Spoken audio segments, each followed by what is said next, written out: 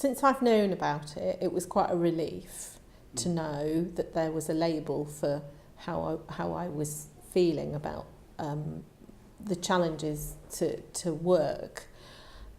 I think it affected me more before I knew, in that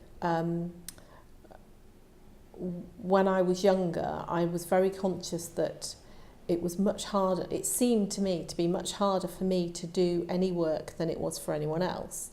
And that looking back was about my poor spelling. But I think, you know, I remember other people studying or writing reports and things where I realised if they were spending a day, I'd be spending 2 or 3 days, that sort of thing. And I couldn't understand why it was always taking me longer.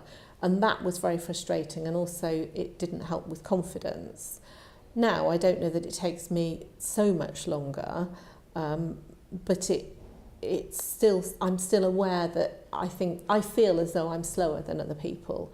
I now know that I'm not necessarily thicker than other people, but when I didn't realise what the diagnosis was, I used to think I was thick, and that didn't help in terms of career, ambition, confidence, those sorts of things. So I always used to think, oh, you know, they can do it, but I wouldn't be able to. So my career progressed really because one of my, I don't know if it's an attribute or not, probably not, but I get bored quite quickly.